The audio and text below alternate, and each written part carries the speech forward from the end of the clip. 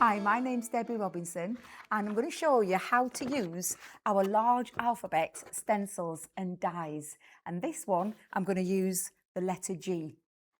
So what you're going to decide on first is your cardstock that you're going to choose your stencils for. So you can see visibly straight off, if I just lift that off so you can see, you have a large chunky stencil and then the inner part. So that's going to be your base. This is going to be where you decide to choose your pattern papers, plain papers. So that's the hardest bit to decide on.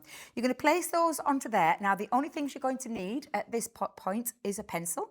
You can have an erasable heat pencil as well so that you can take off the markings. I've just got a little pencil with an eraser on the end. And so what we're going to do now is we're going to draw around the template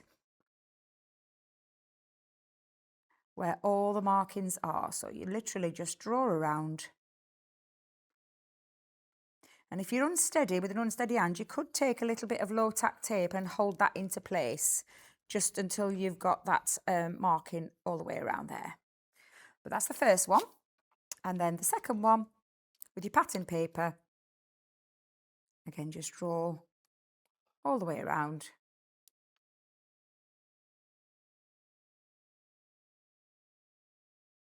There we go. And it's as simple as that. So that's your two templates drawn around. So they're your stencils. The next thing you have are these two dies. And when you look at you think they look really funny when you see them. They look really, really funny. But they're really, what we've done is we've taken all the hard work out of having to cut around the fiddly areas. Can you see with that one? It's quite fiddly. Now to get a pair of scissors into there, you could use a little snipper set, but you've got to find a starting point. Well, I wouldn't even worry.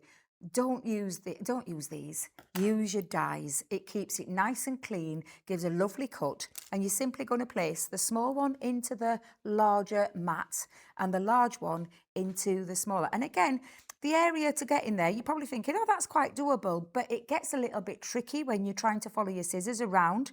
Tight angles, tight corners. So what you've got here is a die to make that really simple for you. So you're just going to place those on where your markings are. Don't forget those markings are there to give you that guide. And then you're just going to place down a little bit of low tack tape. And I'm going to put a couple of pieces on this one so it doesn't move.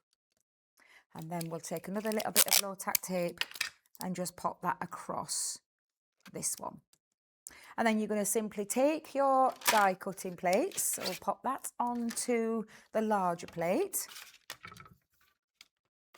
And then the next thing you need for the combination is the plastic shim on the top and then the other cutting plate on there as well.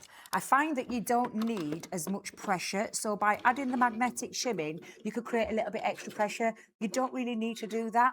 I suppose it depends on the cardstock that you're using, so try it with this combination first, and if you do need to add the shim afterwards, you can always add that at a later the next stage.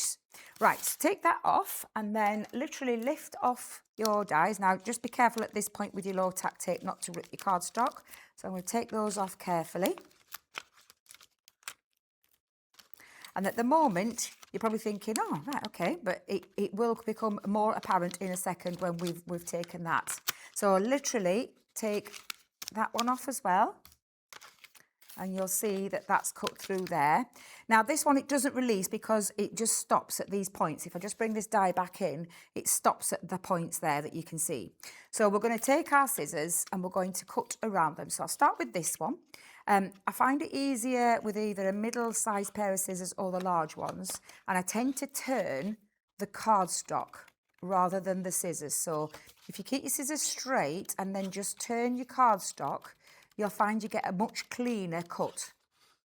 A nice, like open your scissors wide and give it a really good all the way around and you get a nice cleaner cut. Sometimes it can be quite difficult, but I find that this is the easy method, you know, in order to get a nice clean cut when you're going around your stencil. And then that is the outer base. Just give that a nice little curl. So that's that one done.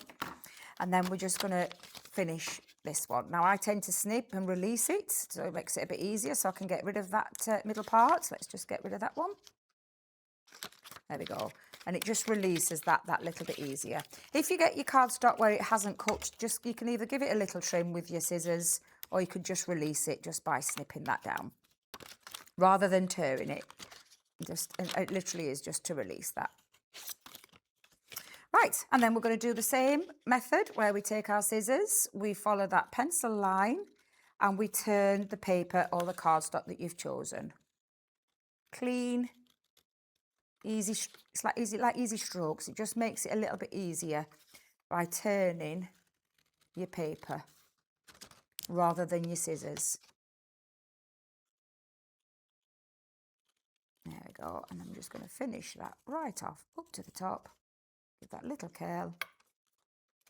And then where you've got the pencil marks that are still visible, get your eraser. Just erase those out.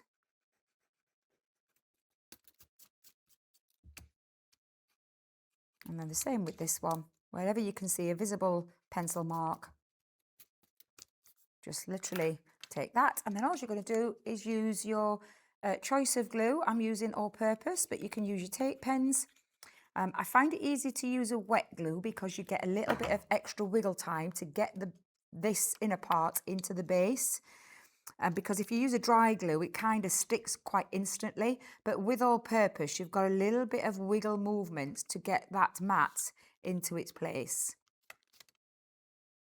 And there is your letter G using your stencils and your dies with our large alphabet stencil and die set.